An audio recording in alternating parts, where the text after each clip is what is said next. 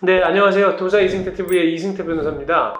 오늘은 지금 그 간단한 거 하나, 예전에 했던 의사표시 공시송달 있잖아요. 그거 지금 후속으로 하나 더 하려고 합니다. 뭐냐면 의사표시 공시송달하는 것까지는 좋은데 그 구체적인 절차를 궁금해 하시는 분이 있어요. 무슨 얘기냐면 내가 만약에 누군가에게 내용 증명 보내서 도달이 안 되면 그러면 의사표시 공시송달 할 수 있다. 이것까지는 좋은데 대신 어떻게 지금 그 송달이 안 됐다는 걸 증명할 거냐. 그러면 처음에 내가 주소를 모르는 사람한테는 어떻게 처음에 내용 증명을 보내야 되느냐. 이 부분이거든요.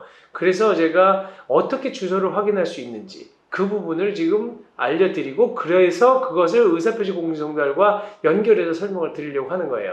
먼저 의사표시 공시송달 전에 채무자 주소를 알아내는 법이에요. 그러니까 오늘 키워드는 채무자 주소. 우리가 내가 뭔가 최고도해야 되고 돈을 달라고 하거나 무슨 계약을 해지하려고 하는데 그 사람의 주소를 몰라. 어디 갔는지 모르겠어요. 처음에 내가 그 받았던 뭐 차용증이라든지 아니면 계약서에는 그 사람 주소가 있는데 바뀐 것 같아. 그럼 송달이 안 돼. 그러면 어떻게 해야 되느냐? 공시송달 요건을 갖춰야 되니까 그걸 알아보는 거예요. 이 어디를 보시면 알 수 있냐면 이거의 주소를 알아낼 수 있는 방법은 주민등록법을 보시면 됩니다. 그러니까 여기 그 주민등록법 제29조 2항 6호를 보면 어떻게 되어 있냐면 원래 주민등록표의 열람이나 등본, 초본의 교부 신청은 본인이나 세대원만 할 수 있어요.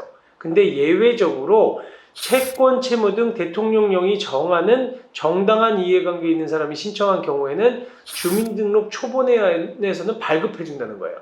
이거 아마 처음 알았을 거예요.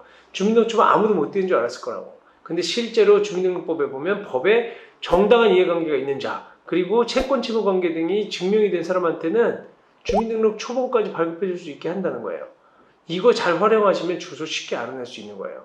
우리가 일반적으로는 소송을 할 경우 뭐 만약에 지급명령 신청을 했어요. 지급명령 신청이 발송을 했는데 도달이 안 돼. 그럴 경우에는 주소 보정을 하거든요.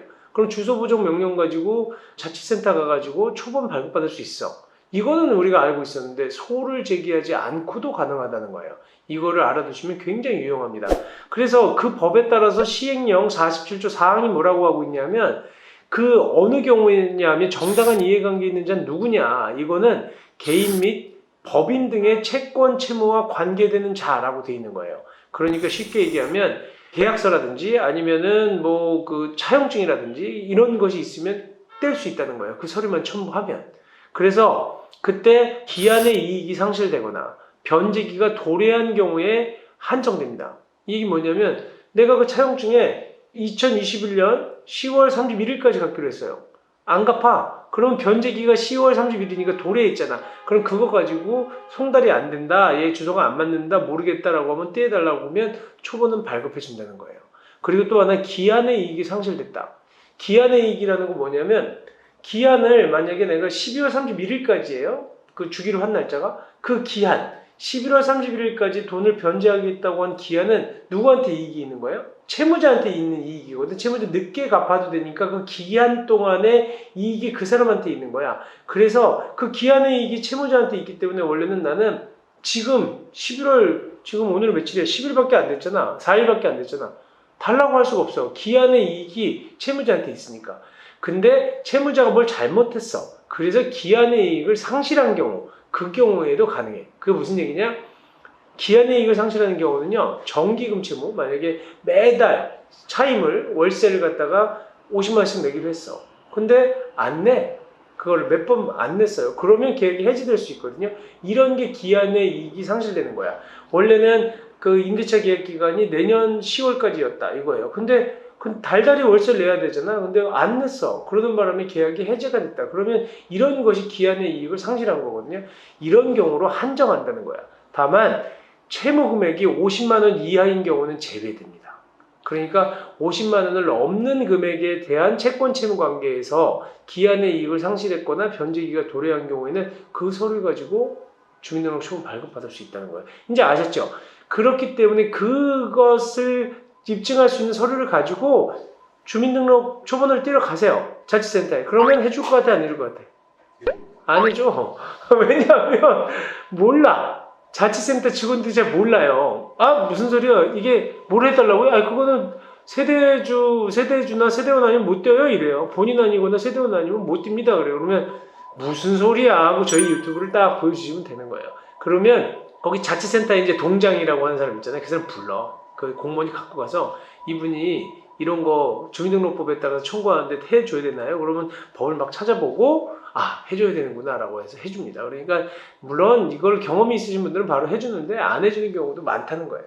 그러니까 좌우간 제가 말씀드린 것처럼 법에 분명히 명시가 돼 있다는 거고, 그래서 그 서류 가지고 주소를 알아내시면 돼요. 아시겠죠? 그래서 이제 공시송달 하기 전에 이렇게 한번 채무자 주소지로 내용 증명이 발송돼서 반송돼야 되고, 그 다음에 또 보증 채무 관계라든지 아니면 채무 관계가 있는 서류를 준비하고 가시면 발급을 한 번 더 해준단 말이에요. 그럼 초본 가지고 다시 한번 보내는 거예요. 그래서 송달이 안 됐다. 그 경우에는 이제 공시송달 신청하시면 되는 겁니다. 아시겠죠? 그러니까 공시송달 신청과 관련해 가지고는 제가 그때 지난번에도 설명드렸거든요. 근데 이번에는 그 전에 먼저 채권 채무 관계자의 주민등록 초본 열람 또는 교부 신청서, 그게 여기 지금 예시에 있는 겁니다. 이런 서식이 있어요. 그러니까 자치센터 공무원이 모를 때는 이거 보여주시면 돼요. 그래서 이 서식에다가 신청인과 그 신청인이 개인일 경우, 그 다음에 법인일 경우, 그 다음에 대상자가 누구냐, 그 다음에 신청 내용은 뭐냐면 어떤 채권 채무 관계가 있는지 이렇게 해서 적어서 내시면 교부를 해준다는 겁니다. 초본을. 그리고 나서 다시 한번 송달해서 또 반송됐잖아요. 반송된 서류 가지고 첨부해서 의사표시 공시송달 신청하시면 되는 거예요. 제가 그때 의사표시 공시송달 신청하는 방식은 그 공시송달 신청서 지금 알려드렸고, 서식을, 그 다음에 신청 방식은 전자수송 홈페이지에 접속하셔서 서류 제출, 민사서류, 주소보정 항목 선택하시고 들어가셔서 의사표시에 공시송달 신청서 딱 누르신 다음에 필요한 서류들 첨부하시고 올리면 됩니다. 아시겠죠? 이렇게 되면 지금 내가 다른 사람의 주민등록 초본도 뗄 수 있다는 것. 근데 이거 악용하면 안 돼. 채권 채무관계 서류를 허위로 위조해가지고 내가 여자친구 주소 알고 싶다고 해가지고 만약에 그 도장 찍어가지고 했다가 걸리면 사문서 위조, 그 다음에 동행사 뭐 이런 것까지 다 걸리는 거니까 큰일 납니다. 여러분 이렇게 악용하시면 안 되고 실제로 주소를 알 때 사용하셔서 많은 도움을 받으실 수 있기를 바랍니다. 그리고 만약에 의사표시 공시송달 신청을 하잖아요. 그럼 법원이 어떤 절차를 밟냐면 통상적으로 법원이 한두 차례 더 주소 보정 권고 결정을 해요. 그래서 초본을 더 발급을 받는다든가 아니면 야간 송달을 해본다든가 이런 보정 권고를 합니다. 그래서 송달을 보정하는 절차를 거치고 그래도 송달이 되지 않는다 그러면 그때서야 이제 의사표시 공시송달 결정을 하는 겁니다. 그러니까 이런 절차를 통해서 진행한다는 걸 알아두시면 됩니다. 네, 감사합니다.